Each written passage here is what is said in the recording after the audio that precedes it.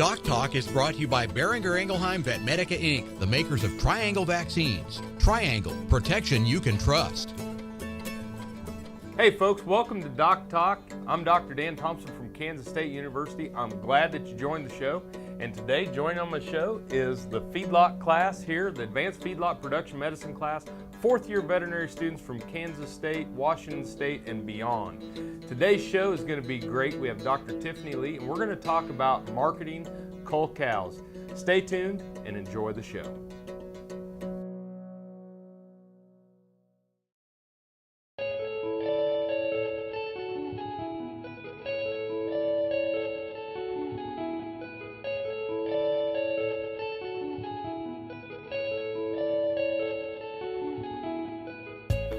It must be an inherited trait because I have never wanted to do anything other than be in the cattle business.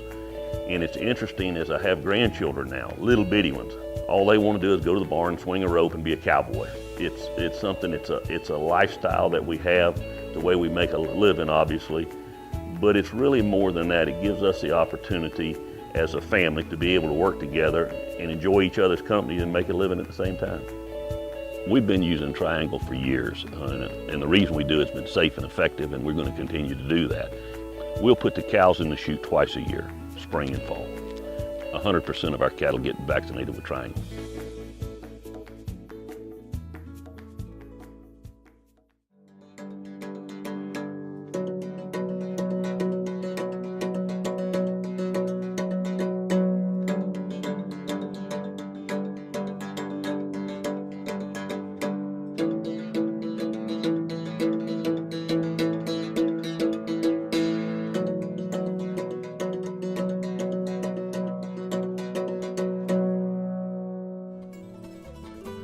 Closed caption brought to you by AgriLabs, the perfect pairing of performance and value. Welcome to the show. Thanks. Hey folks, welcome to DocTalk. I'm Dr. Dan Thompson from Kansas State University, and my guest today is Dr. Tiffany Lee, who's a veterinarian who is also employed at the Beef Cattle Institute at Kansas State University's College of Veterinary Medicine. And today, we're going to talk about market cows and market bulls, but specifically market cows, and we have changed the terminology, and I think that's something that people need to understand and start utilizing more within the industry. Is, you know, we used to say cull cows. Yep. But really these animals are being sifted, these animals are being selected, and they are going to market. Mm-hmm. And they're a pretty viable source of animal protein. Oh yeah. I mean, a lot of the cuts that we see in restaurants, on the grocery store shelves, they come from market cows, and it's very good beef, it's very lean beef, and we have to remember that it's a very good source of our animal protein. When we take a look at some of the NCBA beef quality audits, and we looked at, 15, 20 years ago, when only 50% of the market cow slaughter facilities were cutting out the middle meats, such as steaks and whole muscle roasts and everything. 50% basically we're doing that, and 50% we're going to hamburger. Mm-hmm. Today we're at 85% are slaughtering for those middle meats. But we need to understand that it still represents a very small proportion, and it's going to niche markets, not necessarily just something that's blended in with the rest of the industry. Yep. Because when we do our USDA quality grades, one of the big things is age. Mm-hmm. And so the younger age animals can qualify. When we get into the cows, we're getting into the cutter and canner and those types of quality grades, which we don't see necessarily. So talk to me a little bit about some of the work that you've been doing here at the BCI in conjunction with the industry, looking at animal welfare when issues in market cows when they're presented at slaughter. Yeah. We've done a little bit of work just looking at market cows coming into slaughter facilities and seeing if there are any welfare problems present when they get to the slaughter facilities. There was recently a survey done of 80,000 head of market cows, which is a very large amount. And we looked at welfare issues that we may or may not see at different slaughter facilities within the United States. Well, what were some of those welfare issues that were measured? Well, there was a total of 10 different, we could call them defects, I guess, welfare issues. Body condition score, udder conditions, lameness, non-ambulatory animals, because those have been addressed in the past, and other things like that. Okay. Well, when you took a broad scope across this survey, what were some of the issues that popped up the most? The ones that popped up the most were the three that I just mentioned: body condition score, udder conditions, and lameness. And I'm assuming that since there was udder condition score, that there was beef and dairy That's animals correct. graded. Yes. And I'm going to make the assumption that the udder was more of an issue in the dairy than what we would see in beef. You would think, not necessarily. There are some dual-purpose animals out there that can have some udder conditions problems as well. Cool. Well, let's take a break. Okay. And when we come back from the break, I want to get more into the kind of the description of some of these issues that we've seen, and then talk about some of the risks associated on the farm and some of the things we can do to prevent having those show up at slaughter. Sure. Thanks for being here. Thanks for watching Doc Talk. We're going to take a break, and we'll be back right after this. This segment was brought to you by Brute Cattle Equipment, makers of the Brute Stealth Hydraulic Chute. If the chute fits, swear by it. Visit our website for more information.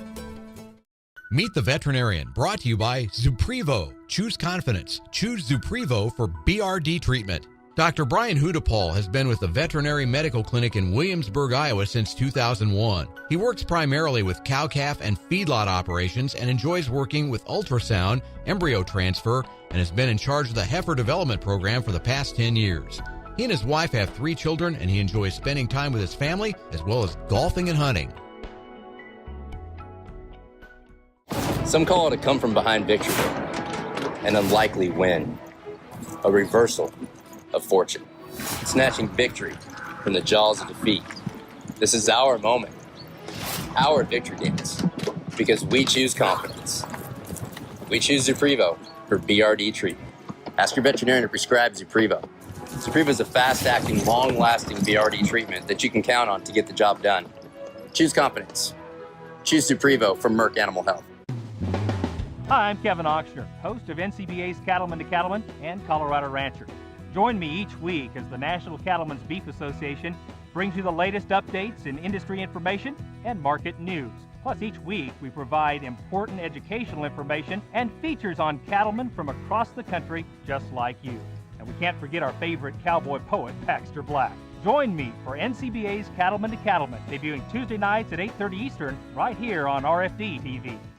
Beef producers asked for it, and Norbrook delivers. Introducing new Enroflox 100, the newest addition to your arsenal for treating bovine respiratory disease.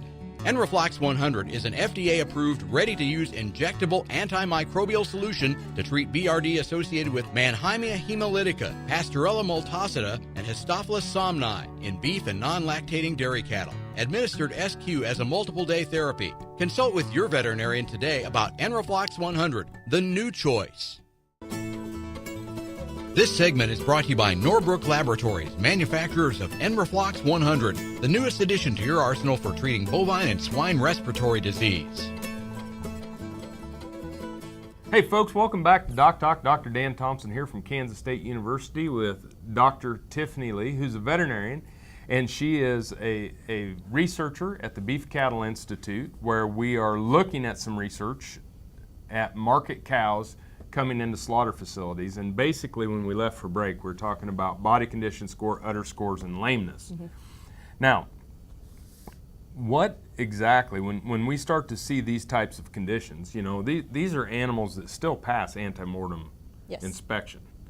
What is the purpose of going in and looking at these types of defects or issues that we see in these cows? And I hate to say defects because these are still perfectly viable animals that are entering the market chain. But why take a look, or why raise the awareness? I think the biggest reason why is because some of these things do pose a risk to the welfare of the animals. So if you have an extremely emaciated animal coming in, that can be a welfare issue. If you have an udder that impedes walking, if she steps on the teats, that can be a welfare issue as well. Okay, so now let's, there's another thing that I think that I guess when I'm looking at body condition score, there are points in time with cheap grain and things to that nature that maybe our farmers or ranchers are maybe leaving some money on the table as well in selling an animal that maybe isn't as profitable and maybe the potential of feeding some of these market cows to gain weight and to move up some of these market cow quality grades that's set forth by the USDA to make a little bit more money. And one of the things, folks, that we always recommend is work with your local practitioner, work with your local veterinarian, design the program that best fits your operation, the practicality and the economics, and the welfare of your cattle. Yeah, definitely. So with body condition score, what do you think some of the things that are going on with body condition score? And basically, you know, when we're talking about 20% of the animals being marketed from out of the cows being marketed out of the cow herd, representing revenue of the year, what are some of the things what was the percentage of some of the issues with body condition score? Well, as far as for example, beef animals in the United States, the prevalence of the decreased body condition score in the survey that we did was about 5.6%. Okay, so 5% of 20%. So basically, you know, we're starting to get down into a pretty small amount. It is. But when we have an industry as integrated and as the infrastructure we have, it's pretty cool when you can say that, go out to the public and say, you know, these animals are being pretty well taken care of. I believe they are, yes. I think this is one of those things that, you know, it sounds like it's a big deal. It does. But when you get down to 5% of 20%, that's what, 0.4%? It's not a lot. And you know, when you look at the survey overall, you know, we didn't see a lot of defects. You know, almost 97% of the animals came in with zero problems. You know, and that's very good.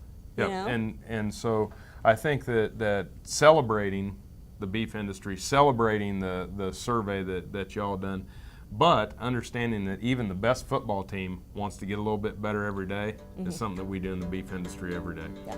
We're going to take a break. When we come back, more with Doc Talk with Dr. Tiffany Lee. See you in a minute. The BQA tip of the day, sponsored by Beringer Engelheim Vetmedica Inc. Hello folks, this is Dr. Nels Lindberg with Animal Medical Center and Production Animal Consultation. Today's BQA tip of the day isn't so much a tip, but it's a challenge. It's a challenge to you producers, stockmen, cattlemen, horsemen, whatever part of the beef industry you're involved in, to get BQA certified.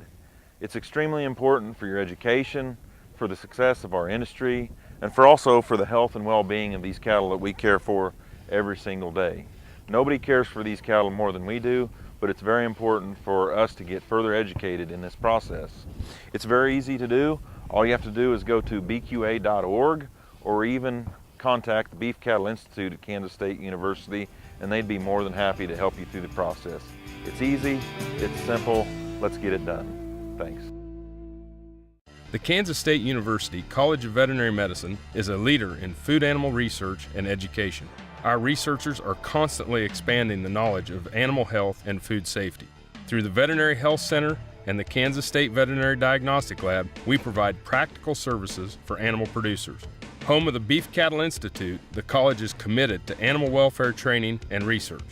The Kansas State University College of Veterinary Medicine, knowledge and service for the future of animal production. This hog is head over hoof for meal made from U.S. soybeans. Now, one hog isn't that impressive, but suppose we add another, and another, and another. Before long, you've got billions of hungry customers around the world all clamoring for the same thing. Our soybeans. Learn more about the billion-dollar appetite of animal agriculture at BeyondTheElevator.com. Brought to you by America's soybean farmers and their checkoff.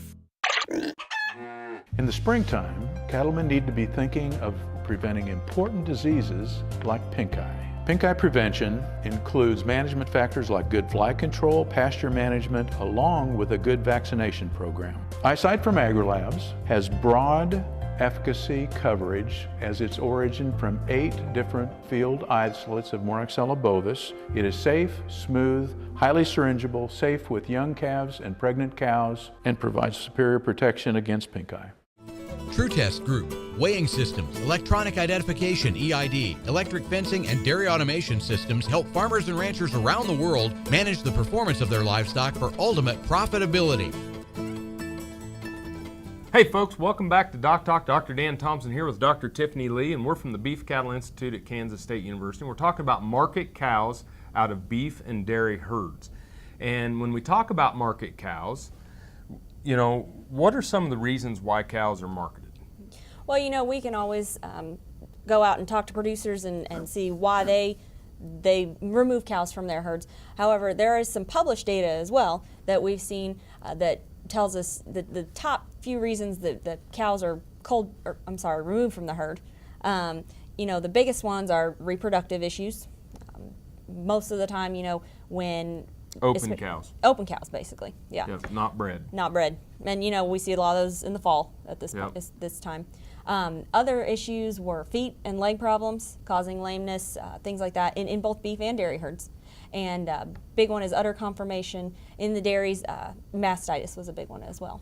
So other ones can be disposition. Oh yes. And animals that are not, you know, cooperative, problem animals, but the big one going far and away is going to be reproductive issues. The other thing recently across the United States that I think a lot of people could relate to has been drought conditions. Oh yes. And if we don't have grasslands, if we have drought like we've seen in California, we've seen in Texas, we've seen in the western United States, we've seen in Kansas and beyond over the last 3 or 4 years, drought conditions have really played a role in a lot of these cows being marketed out of the herds. Mm-hmm. And I think that it's played a role in these cows being marketed out of the herds at different times of the year. So not just during when you go and have cows preg checked, maybe earlier in the year, you know, during the summer when there's not, you know, it's hotter, and if you have those drought conditions, there's not going to be as much pasture land that you're going to use. And so if we can't feed them, and that may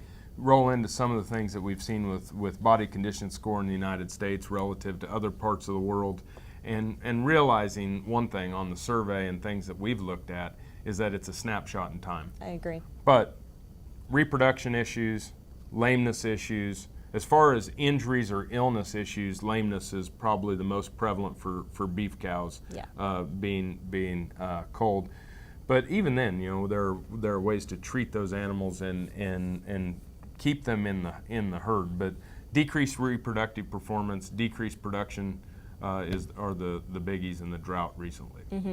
And I really think that you can, with your decreased reproductive performance, if you're removing those cows from the herd, most of the time there's a reason that they don't have the fertility that they should. You know, and sometimes it might be because of an external factor. Maybe there wasn't as much grass and they are a little bit thinner, therefore they didn't get bred as quickly. You know? And we can get into some of the infectious agents, folks, such as BVD, lepto, and different things to that nature. Trick has been a big issue. Trichomoniasis has been a big issue, but BVD, trick, lepto are the three biggies. Again, if you're having a bunch of open cows, you need to get with your veterinarian.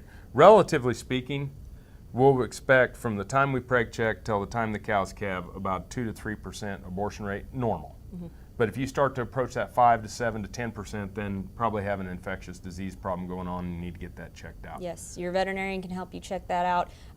Just work with them and they'll do whatever they can to help you out with that. Cool. When we come back from the break, we're going to talk about prevention of some of these problems. You're watching DocTalk, and we're sure glad you joined us.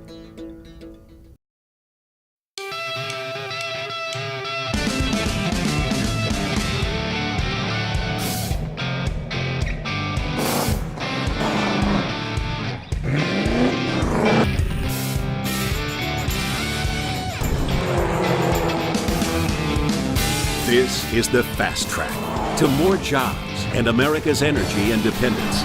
Advanced performance is here, now. Biodiesel, America's advanced biofuel. Hello friends, I'm Ernie Rodina. And I'm Dawn Dawson with the Better Horses Radio Show. For over 9 years, we've been bringing the Better Horses Radio Show to markets all across the Midwest. We talk about God, lots about horses. We talk about cows, we talk about horse health, we talk to top trainers, and we even talk about Roy Rogers. We are having a blast with Better Horses Radio Show and would love to take it to a market near you. So visit our website at betterhorsesradio.com and let us or your local radio station know you'd like to hear it in your area. The Better Horses Radio Show is unbelievable. Cow-calf, stocker, and feedlot producers know that effective parasite control improves overall herd performance and profitability. Norbrook offers a comprehensive, economical line of pour-on and injectable parasiticides for every livestock operation. Consult with your local animal health supplier to set up a program that protects your investment and brings larger cattle checks this fall. See for yourself why the Noromectin line from Norbrook is the practical choice for your herd. Valley Vet Supply is devoted to providing information and professional quality products at reasonable prices. Valley Vet Supply. This segment is brought to you by the Beef Quality Assurance Program and the Kansas Beef Council, improving animal care and beef safety for more than 20 years. Hey folks, welcome back to Doc Talk. Dr. Dan Thompson, Dr. Tiffany Lee, and we're talking about market cows out of the dairy and beef cattle herds, which represent about 20% of the gross revenue for a beef rancher or cow-calf production unit. When we started to talk with Dr. Lee, we've talked about some of the things, some of the defects, even though we do a wonderful job, and 80 to 90% of the loads of cattle that come into our slaughter facilities of market cows have no defects at all. And then a small percentage of them have some, and the leading defects were body condition score, udder condition, and lameness. And we're talking about less than 1% of the cattle out there, of the cows presented from our beef and dairy herds. So first of all, thank you to our beef and dairy producers for doing a wonderful job. Yes. We then talked about the reasons why animals were culled. Reproductive performance and disposition and lameness were some of the issues. So tell me, as a producer, beef or dairy, what are some of the things I need to do to prevent these things from showing up or these winding up being in our cow herd? Sure. I think, there's a number of things that we can work on. Those include, having a good healthcare plan along with your veterinarian, so have a good relationship with your veterinarian. Hopefully, most of y'all do. I always had very good veterinary client-patient relationship. Yes, and I know that with my clients, I always had a very good relationship, so I was very happy about that. I think another thing is to work with your veterinarian and see if there's animals that you think might have to go. Don't wait. Work with your veterinarian and make sure that they're going at the right time. And explain a little bit about that, about what the right time is, because the training people and having that eye to determine when to send those animals is important. Mm-hmm, definitely. If you've got an animal that you think might be a little bit thin and she came up open maybe, instead of waiting and maybe saying, well, maybe I'll just wait a little bit, you probably want to send her then, because you have to think, if she's just a little bit thin, she may be in a negative energy balance, and you might be, you have to remember that she still has to make the trip to, the sale or the slaughter facility, and that could be an extended amount of time, decreasing that energy balance even more and causing her to be a little bit even thinner when she gets to wherever she's going. So if you're not going to feed these animals for condition, for body condition, which, it's about 70 pounds on a cow equals one body condition. So if you're going to feed them for body condition to gain 70 pounds to go to increase those, then you probably need to ship them as soon as possible. I think so. I do think so. And if you have any with udder conditions or things like that you think, I don't know if I should ship her. If there is a question, you probably do want to ship her, just so that we can make sure that she has good welfare the whole time that she's going to the sale or the facility. Great. Well, thanks for being on the show. Thanks for watching the show. When it comes to cull cows or market cows, the big thing is, as Temple Grandin said, don't send half-dead cows to the plant. Let's make sure that we're sending a quality animal that we want to be proud of to present to the public. I'm Dr. Dan Thompson. Thanks for watching Doc Talk. Remember, always work with your local veterinarian. If you want to find out what Dr. Lee and I do here at K-State, you can find us on the web at www.vet.ksu.edu. I'm Dr. Dan Thompson. You've been watching Doc Talk this morning. We're sure glad you joined us, and I'll see you down the road.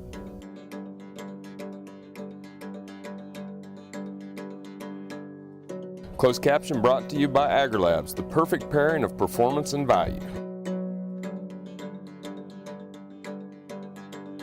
For more information about this program or previous programs, go to DocTalkTV.com.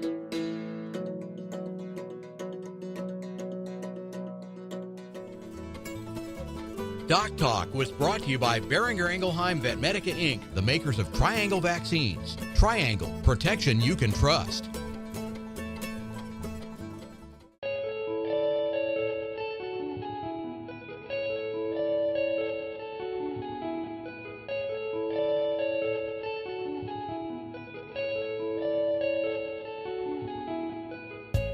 It must be an inherited trait because I have never wanted to do anything other than be in the cattle business. And it's interesting as I have grandchildren now, little bitty ones. All they want to do is go to the barn, swing a rope, and be a cowboy. It's something. It's a lifestyle that we have, the way we make a living, obviously. But it's really more than that. It gives us the opportunity as a family to be able to work together and enjoy each other's company and make a living at the same time. We've been using Triangle for years, and the reason we do it's been safe and effective, and we're going to continue to do that. We'll put the cows in the chute twice a year, spring and fall. 100% of our cattle get vaccinated with Triangle.